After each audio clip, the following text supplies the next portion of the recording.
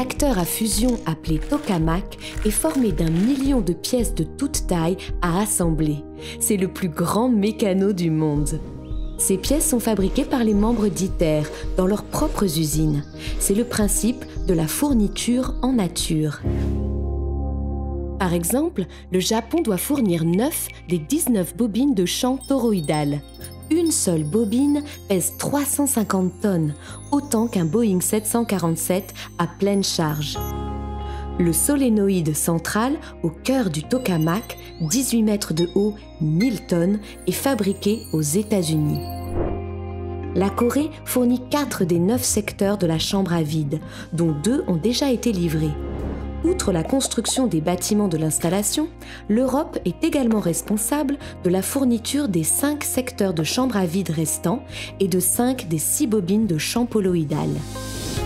La Russie fournit de très nombreux équipements électriques, ainsi que la plus petite des bobines de champ poloïdal.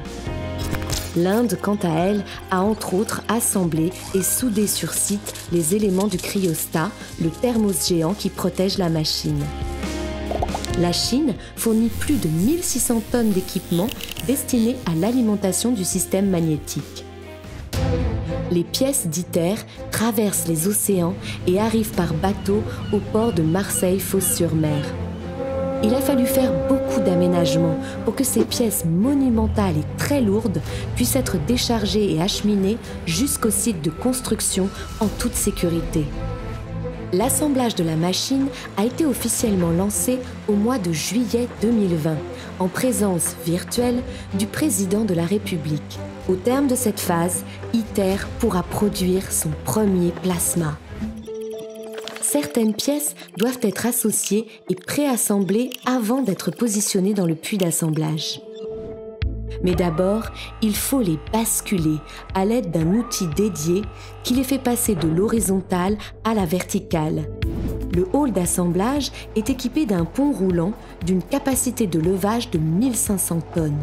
Grâce à lui, les pièces les plus lourdes peuvent être transportées vers le puits d'assemblage pour y être délicatement positionnées. L'installation du couvercle du cryostat marquera la fin de la phase d'assemblage. Prélude à la production d'un premier plasma et au lancement de la campagne d'expériences scientifiques.